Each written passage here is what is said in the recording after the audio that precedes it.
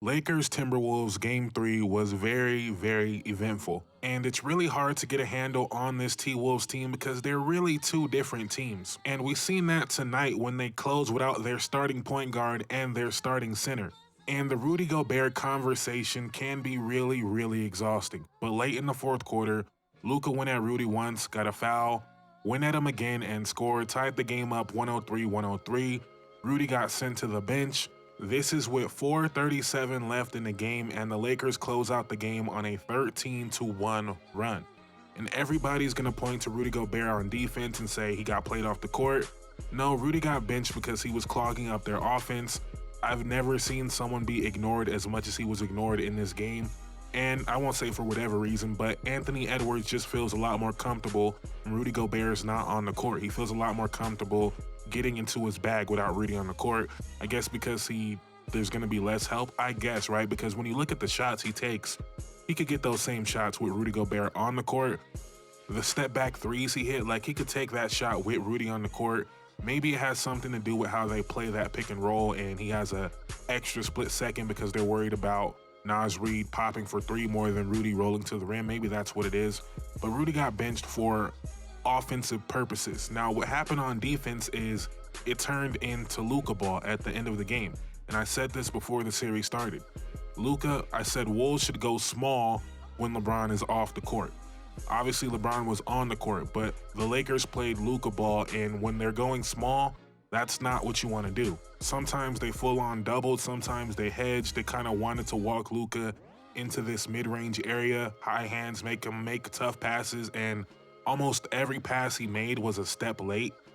I don't know if that's that's not really a normal thing for Luca, but almost every pass he made was like a half second too late, especially the ones to LeBron. I don't know what was going on there. But when I seen them take Rudy Gobert out the game, I thought now LeBron's going to be going full head of steam to the rim. Instead, LeBron barely touched the ball in the last 5 minutes because it became Luca Ball. But speaking of LeBron and Reeves, more so LeBron though, if I'm a Minnesota fan, that LeBron performance doesn't really scare me. Now, if he's going to make all his threes, of course, that is scary. But he got a lot of catch and shoot threes. I shouldn't say a lot, but he got a few of those. And he got a lot of buckets in transition. And we also seen him and Austin attacking Mike Conley a lot more in this game, which is probably why Finch chose to close without Mike Conley. But, you know, that was going to happen. That's what you're trying to avoid if you're Minnesota. That's why Nickeil Alexander-Walker didn't play that much either.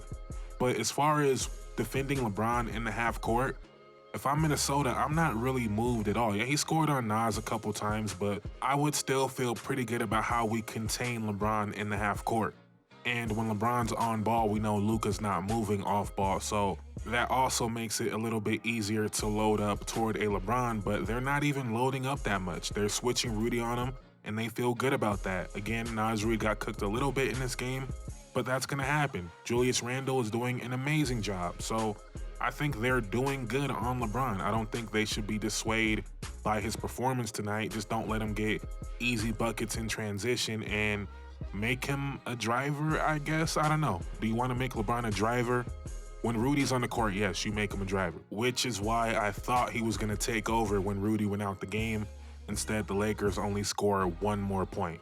But something else I really noticed watching this game, and it never really occurred to me before, Minnesota fans probably know this very well, but Anthony Edwards is not really the finisher we think he is. Like, if it's not a crazy dunk, his touch around the rim is not all that great. And I'll probably do a deep dive on this summer whenever they get eliminated, or maybe they go win it all. But even the mid-range as well, like floater range, he doesn't have great touch around the rim. The mid-range isn't as good as you might think it is. Like, there's still a lot of low-hanging fruit in Ant's game to be a better player. When you think about someone that shot 39% from three and only 44% from the field, now that number is a little bit outstretched because he took 10 threes a game, right? So that's a lot of his shots. But you would also think he'd be more efficient from two. But we can save that for the offseason. The reason I brought it up is, one, I watched him miss a ton of layups in this game.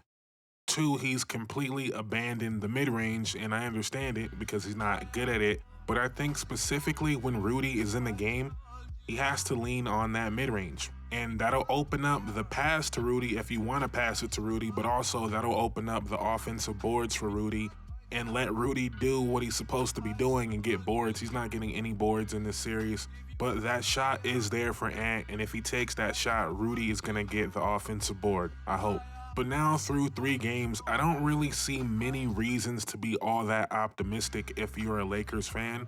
Besides the fact you have LeBron and Luca, that's one reason to be optimistic, but the Lakers can't score. Even in the game they won, they only scored 94 points. And what really happened in game 2 is they limited Minnesota to only 25 three-point attempts. And I think a lot of that was their defense, but I think Minnesota kind of overthought things, and we won't see that again. They're not going to shoot 25 threes in the game again. They shot 40 threes in game 3. In game 1, they shot 42 threes. And I don't want to blame Gobert, but I don't think it's a coincidence that game 2 is the game he played the most, which is the game they got up the least amount of threes, which is the game they couldn't score.